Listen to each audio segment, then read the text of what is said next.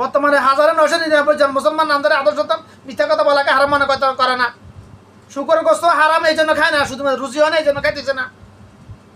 আমি হারাম না এই জন্য খাই না, আর ওরা রুচি হয় না এই জন্য খাইতেছে না। বিশ্বাস হয় না? দেখো না,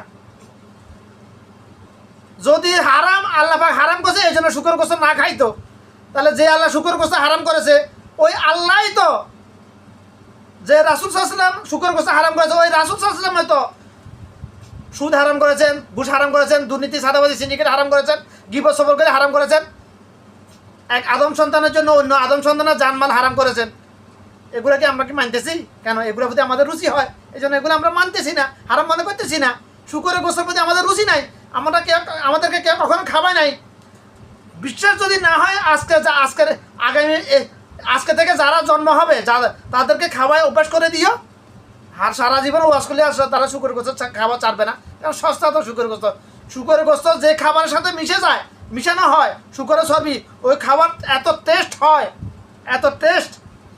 নুডলসের মধ্যে শুকরের গোস্ত চর্বি ব্যবহার করা হয়, এই জন্য নুডলস এত স্বাদ।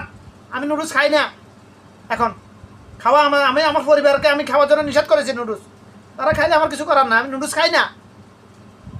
শুকরের চর্বির কোড আছে, কোডটা জেনে নিবেন নেট থেকে।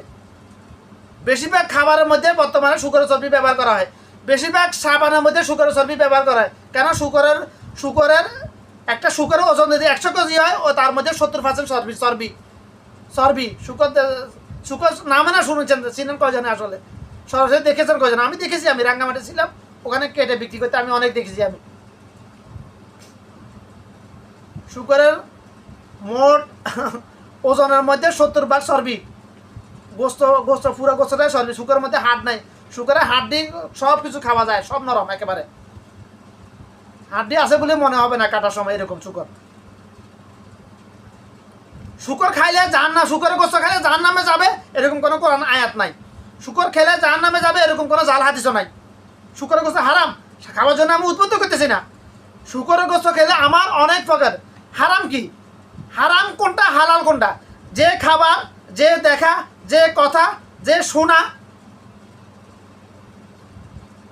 যে কাজ মানুষের জন্য ক্ষতিকর ওইগুলো আল্লাহ পাক মানুষের কল্যাণের জন্য হারাম করেছেন। যেগুলো ক্ষতিকর নয় সবগুলো হালাল। শুকরের গোস্ত খাইলে আমার উপর আমার অনেকগুলো ক্ষতি হবে। শুকরের আজকে সায়েন্স বলছে শুকরের এমন এক স্বভাব, এটা আমি জানি, সায়েন্সের কথা বাদে দিলাম, সায়েন্স গোষ্ঠীর মেলে